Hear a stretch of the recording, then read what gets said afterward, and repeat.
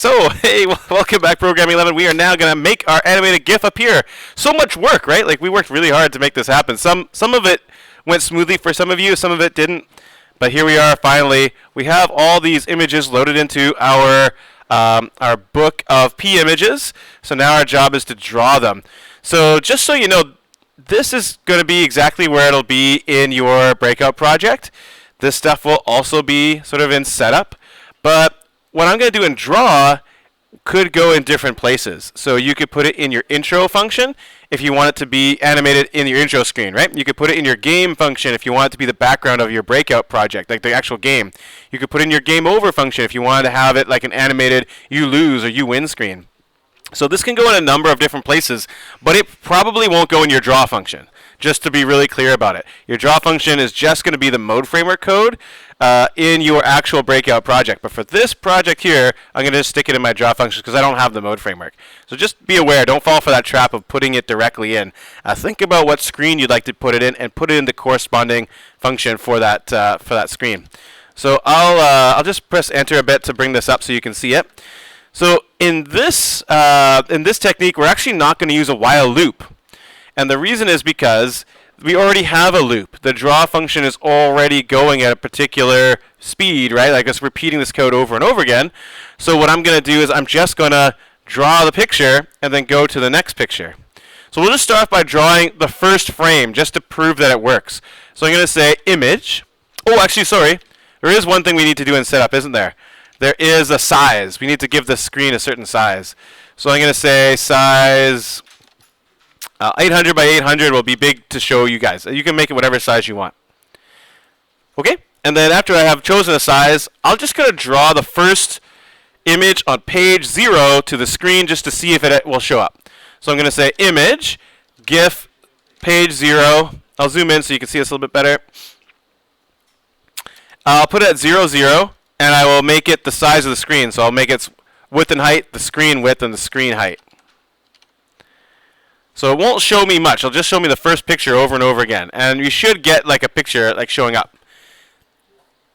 Yeah? Hopefully that worked for you too.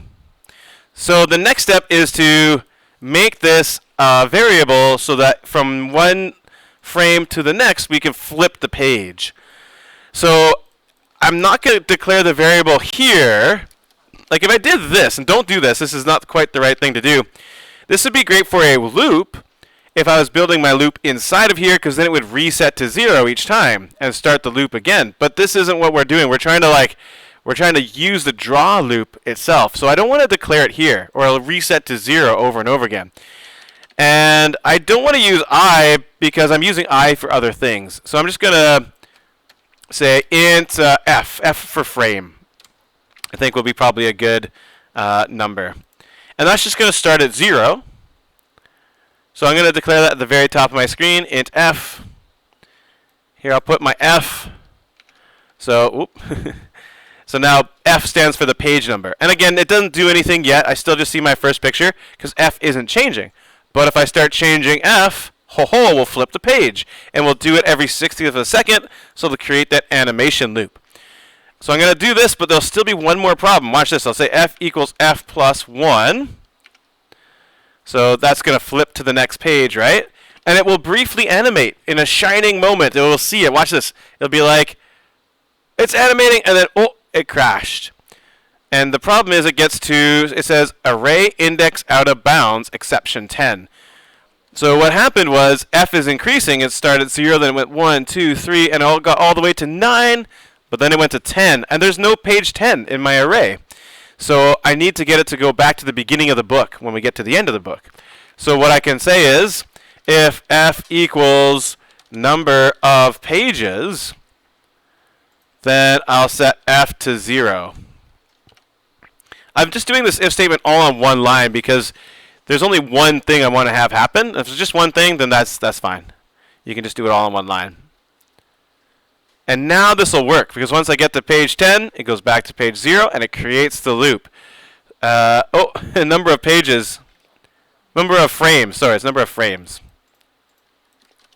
You were all like thinking, I knew.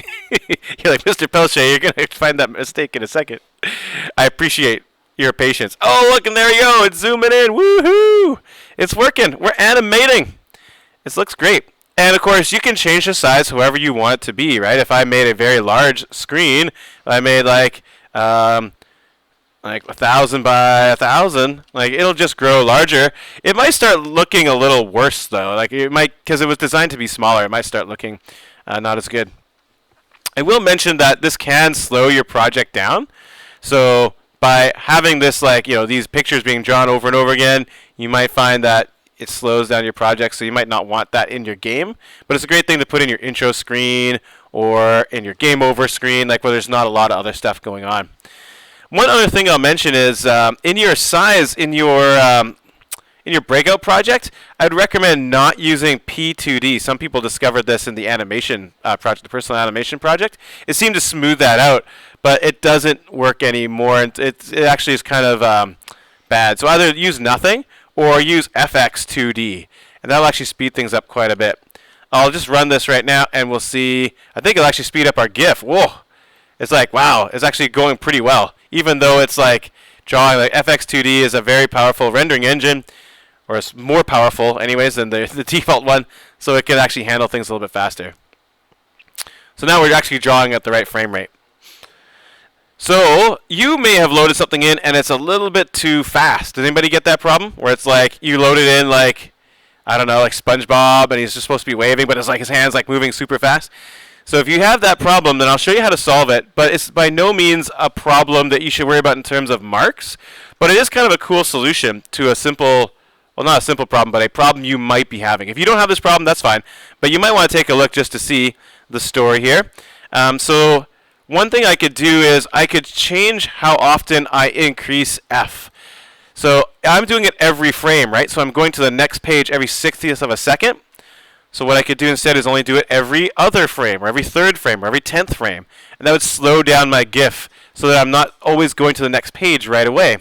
So here's another example of like, here's a little piece of AP Computer Science, or like first year university computer science you can take a peek at. Again, not required for the course at all, but it's kind of cool.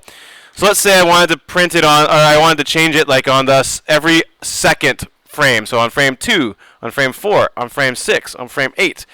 So what I can do is take a look at the frame count. The frame count is a number that processing keeps track of. You can actually see it right here. I'll print line frame count. Count. Wow, hard.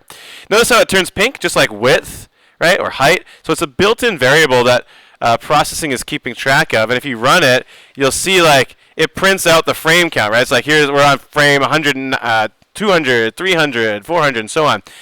So what we can do is check that number and see if it's a multiple of 2. And if it's a multiple of 2, we change the frame. And if it's not, we don't change the frame. So what we could do is use an if statement to say something like this. I'll show you the English version of it, the thought behind it, the concept. We could say if frame count is, wow, I can't spell that, is a multiple of 2, then do this. Like that's the logic we want to do. So how do we know if this number is a multiple of that number? So what you can do is use good old grade 4. I'm not sure what grade you learned division. Remember when you first learned long division? It was like you would do like this big like thing with like a line across it and be like, how many times does 4 go into 16? And you'd be like, it goes in 4 times, remainder 0. And you'd have like the quotient and you'd have the remainder. Remember those things? Yeah. So actually, Java and all programming languages can get the quotient separate from the remainder with 2 different operators. You already know about division. That's just like a slash, right? We divide, for example, the Vx and Vy by 10 to get like a slower bounce off of the bricks and paddle and stuff. So we can also divide, but instead of getting the quotient, we can get the remainder instead. And we can use an operator called the Modulus Operator. Sounds so fancy. Modulus is the way you pronounce it, or mod is how a lot of programmers say. So you can divide frame count, and instead of getting the quotient, you can get the remainder, and then you can check the remainder to see if it's 0. So if you have a number that's a multiple of, say, 3, if you divide it by 3, you should get no remainder, right? Like 3, 6, 9, 12. If you divide that by 3, you'll get no remainder. You'll get a 0 remainder. So what we can do is divide, or modulus, or mod frame count by 3, which gives us the remainder, and see if it's 0. Or in I guess our case, it'll be 2, actually. We're looking for a 2.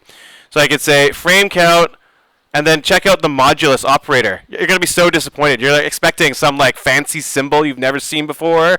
Like maybe it looks like a hieroglyph or something. No, sorry, it's just a percent sign. Yeah, they really botched this one, I think, because it doesn't mean anything to do with percents. It has nothing to do with percentages. It's literally, I'm dividing frame count by 2, and instead of getting the quotient, I'm getting the remainder. And now you can check to see if it equals 0. So you can say if frame count mod 2, or if the remainder of frame count divided by 2, is another way of pronouncing that, equals 0, then I will go ahead and change f by 1. And you'll notice this slows it down. It goes half as fast, because I'm only doing it every other frame now. And check it out, I can do another number. I can divide by 10, for example, and then I would do it every 10th frame, on frame 10, 20, 30, 40. And that'll be really too slow. Like, it'll look quite slow now. We actually, the animation illusion is now breaking, and we can see the individual frames at this point. But maybe yours is actually really long, and you actually need, divide by 10. Or, you could do 3, for example, and see what that looks like. So, like, that actually looks pretty good for me. I think that looks perfect. I'm going to use modulus 3 to slow it down.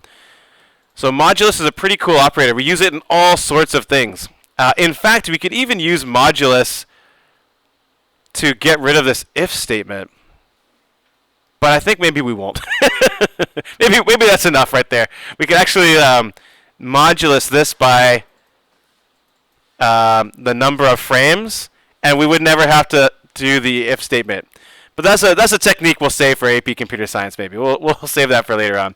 But anyways, that's how we get the animated GIF to show. Thanks so much for going through this process. Pretty advanced, and I think that you'll have fun putting that into your project in either an intro screen or a game over screen or something like that. I think it's a good place.